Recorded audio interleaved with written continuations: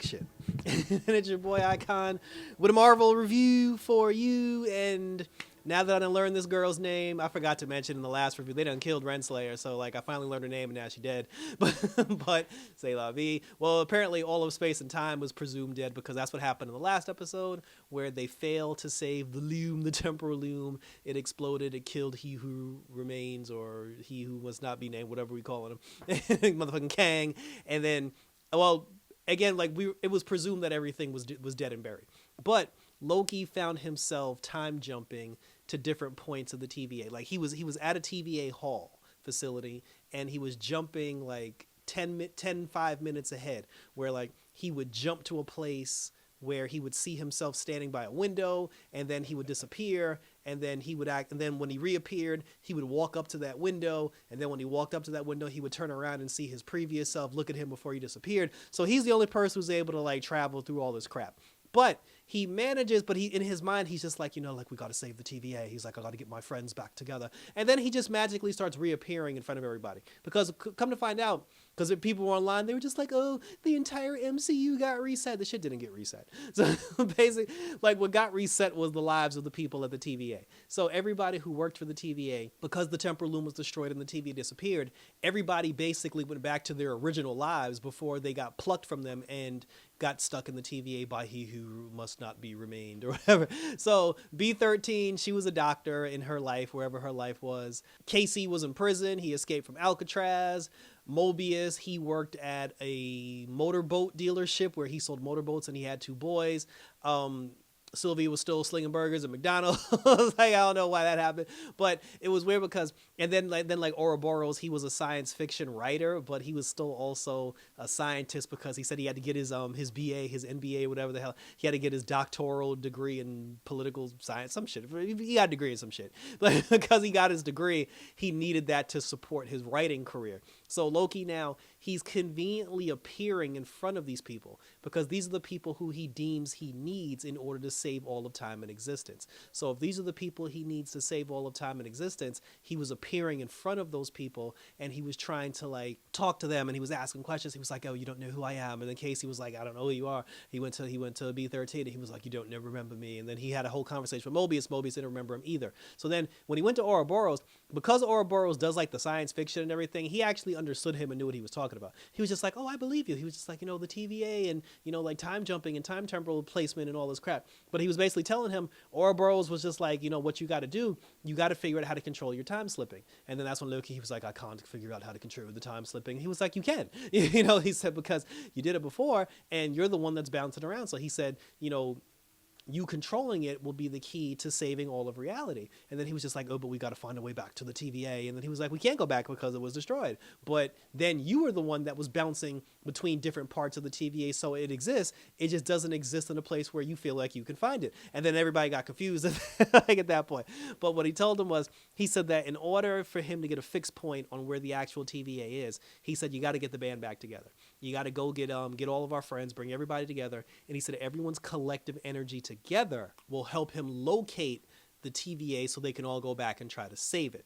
But then they were just like, but in order to do that, we also need one of those temporal pad things. And then he was just like, oh, but we don't know how to build one. And he was like, oh, but we do, because before Loki left the TVA, he actually stole Ouroboros' book. No, it wasn't Ouroboros' book. It was Kang's book. He had taken Kang's book, which teaches him how to build one of those machines. But the crazy shit about it is, you would think so now like Loki's on a mission to try to go get all of his friends back to bring them together so they can use their collective energy to save the TVA. But then you would think, wouldn't you need Renslayer for that? I'm like, she wasn't even in the episode. Like, I would have loved to have seen what her life was before she got sucked into the TVA. And I'm like, why would we not try to find her? But we later find out why that is, because it's actually Loki's emotions that are drawn to it. So he goes to Mobius. He talks Mobius into it. He brings Mobius in. He gets B13 in. He gets Casey in. Like, everybody's in. And then the last person he had to go get was Sylvie. And nobody remembered who he was. Like, B13 didn't know who he was. Casey didn't know who he was. Mobius didn't know who he was. But when he went to Sylvie was the only person who actually know who he was. And that makes perfect sense because she's a Loki Loki, so why, if he remembers, why wouldn't she remember? Because she's also a Loki. And then she was just like, yes, Loki. She was like, I remember everything. Let's go have a drink. And then they had a drink, and then she told him, she was just like, oh, she was like, you're being selfish for trying to pull these people from their lives. And he was just like, oh, I thought we were all dead, and I thought all of the existence was gone. And he was like, but they do exist. And he was like, I have to bring them back together. And she was like, no. She was like, you're bringing them back together for your own selfish purposes. And then she was like, why do you want to? She's like, these people are happy. They have their lives back. Why would you want to ruin that? And then he was just like, oh, because I want my friends back, and I want the TVA to exist because I want my friends. And then she was just like, that's very selfish of you. She's like, these people have lives. Let them live their lives and, go off into the abyss and find new purpose for yourself. And then he kind of came around. He felt bad. He went back to Ouroboros hideout where everybody was. And then he was just like, he was like, Sylvie's right. He was like, you all should go home to your children. And he's like, I was being selfish, not thinking of the bigger picture. But then while Sylvie, like, she was back, like, celebrating a job well done, she went to a record store.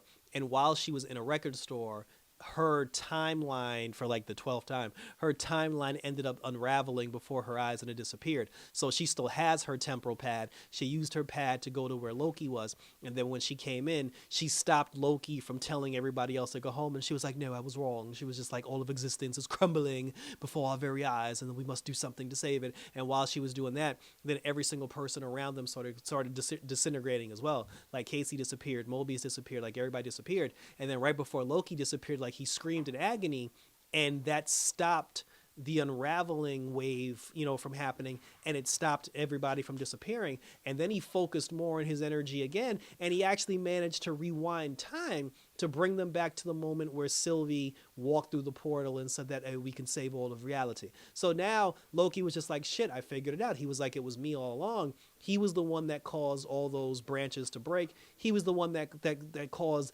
the unraveling of the fabric of space and time. He's now figured out he has the power to control his time slipping, and it was his emotions that was putting him in these certain places because he wanted Sylvie with him on his mission. So unintentionally, his emotions unraveled her timeline.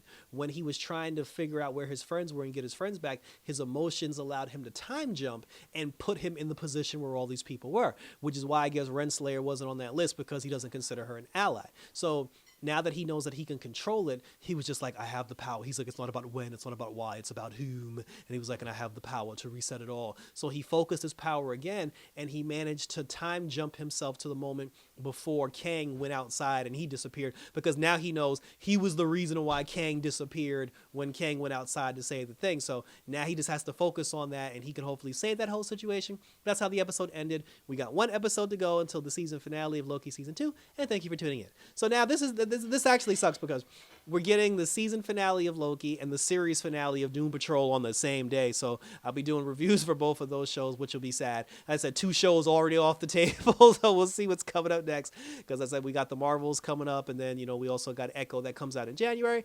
Peacemaker is supposed to be coming out pretty soon. So share your questions, comments, and or concerns down below, and we will continue to talk about it. Check me out on Twitter, on X, and or Instagram. Always on YouTube, where you can leave your questions, comments, and concerns. Don't forget to subscribe to my channel, because we're almost at 500, and everybody that helped me get to 500, I appreciate you, and I love you all as we roll on to next week for some more Loki action. So thank you for tuning in as always, guys. So until next time for the season finale of Loki, one more episode to go. Don't forget about space, time, and the loom, and we're out this bitch.